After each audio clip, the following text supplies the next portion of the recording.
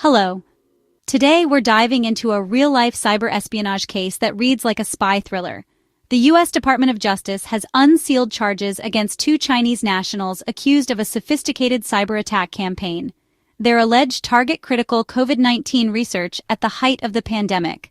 Prosecutors say this was a calculated operation, not random hacking. The indictment, filed in late 2023 and made public in July 2025, details a digital espionage effort that began as the world was reeling from COVID-19. While American scientists raced to develop vaccines and treatments, these hackers allegedly tried to steal that very research. The case highlights the weaponization of technology against institutions dedicated to public good. Universities and research centers, engines of progress, became targets. The hackers infiltrated major U.S. medical research facilities, including in Texas, aiming to exfiltrate sensitive data. The U.S. government's response is clear: such actions won't be tolerated, and those responsible will be pursued globally. The charges, conspiracy, wire fraud, and aggravated identity theft, signal a pivotal moment in the ongoing cybersecurity battle between the U.S. and China. This is more than stolen files. It's about national security, economic competitiveness, and the ethics of international relations during a crisis. The U.S. is making it clear it will take decisive action to hold perpetrators accountable. At the center of this case are Zewei, 33, and Zhang Yu, 44. These aren't freelance hackers. They're described as skilled operatives in a state-sponsored machine. Zhu was arrested by the FBI in Milan, Italy, after a lengthy investigation and now awaits extradition to the U.S. Meanwhile, Zhang Yu remains at large, with the FBI releasing his photo and seeking public help. This split, one in custody, one on the run, underscores the global challenge of tracking cybercriminals. Zhu reportedly worked for Shanghai PowerRock Network Company Limited, which U.S. officials call a front for Chinese government hacking. Zhu's family denies the allegations, claiming he's just an IT manager, setting the stage for a contentious legal battle. Conspiracy to commit computer intrusions, wire fraud, and aggravated identity theft. Wire fraud alone could mean up to 20 years in prison. The case isn't about a single hack. It's about a sustained campaign targeting the foundations of American research. The potential for a lengthy sentence sends a message to other state-sponsored hackers. Targeting U.S. interests comes with serious risks. The global manhunt for Zhang Yu continues, with U.S. officials vowing not to relent. The charges reflect the gravity of the alleged actions in the eyes of the U.S. legal system. This case is a warning to those who believe international borders offer protection. The stakes are high and the world is watching. The outcome could set a precedent for future cyber espionage prosecutions. The hackers' target was clear: America's COVID-19 research. They weren't after money or social media. They wanted vaccine and treatment data worth billions. Zhu and Zhang allegedly targeted top U.S. universities, including the University of Texas Medical Branch.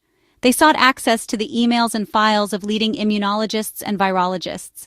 This wasn't random. They knew exactly whose data to steal. On February 22, 2020, Zhu allegedly received instructions from a Chinese Ministry of State security officer to access specific researchers' emails. He later confirmed he'd obtained the data. This direct link to the Chinese government turns the case into state-sponsored espionage. The motivation: economic and geopolitical advantage.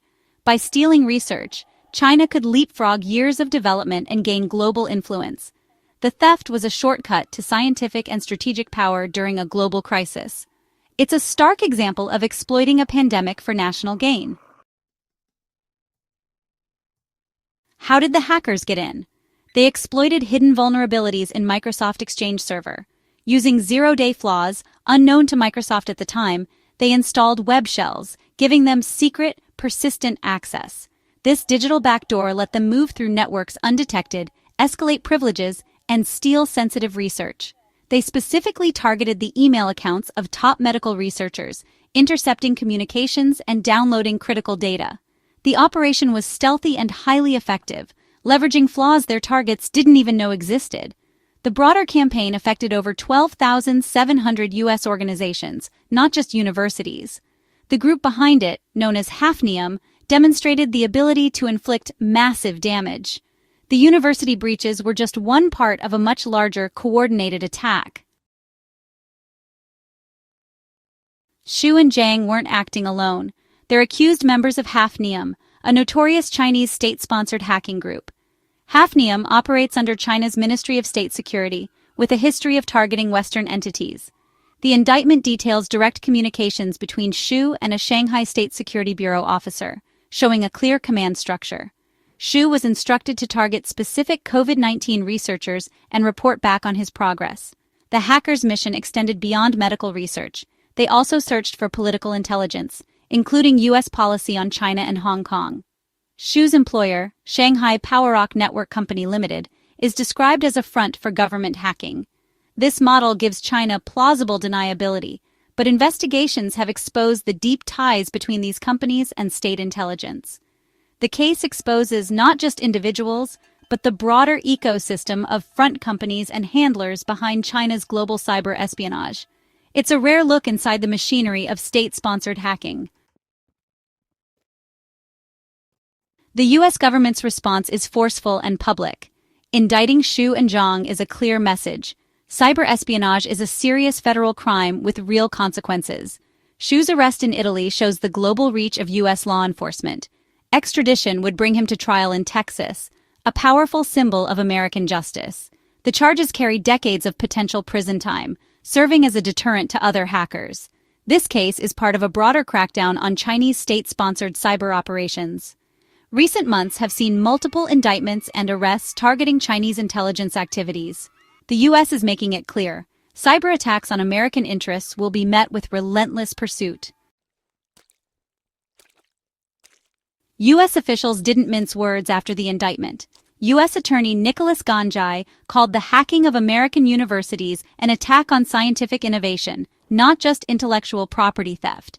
FBI Special Agent Douglas Williams emphasized the Bureau's determination to bring the accused to justice, no matter where they hide. The University of Texas Medical Branch, a confirmed victim, thanked the FBI and DOJ but declined further comment due to the ongoing investigation. The Chinese government, meanwhile, has remained silent, a common tactic to avoid legitimizing U.S. charges. This diplomatic silence contrasts sharply with the strong U.S. condemnations. The case has become a public flashpoint, highlighting the deep mistrust between the two nations. Official statements reinforce the seriousness of the crime and the U.S. commitment to defending its research. The world is watching how both sides handle the fallout. This case is more than a legal battle. It's a turning point in U.S.-China relations. The theft of COVID-19 research during a global crisis is seen as crossing a moral line, deepening mistrust. The indictment escalates diplomatic tensions and puts China on the defensive. The U.S. is using the case to rally allies and push for stronger cybersecurity measures. Hafnium's activities continue, targeting critical sectors and evolving tactics. The case is a warning. State-sponsored hacking is an ongoing, escalating threat. The digital Cold War is here, and every cyber attack widens the divide. This story is a wake-up call for the digital age. Our most valuable assets, scientific research, innovation, and intellectual property, are under constant threat. Protecting them requires national commitment, advanced cybersecurity, and close collaboration between government, universities, and private companies. Openness and collaboration drive discovery, but also create vulnerabilities. International cooperation is essential. Xu's arrest in Italy shows what's possible when nations work together. Without a united front, hackers and their sponsors will continue to act with impunity. The theft of COVID-19 research is a call to action. Protect the work that shapes our future. Building a resilient digital infrastructure is now a shared responsibility for all.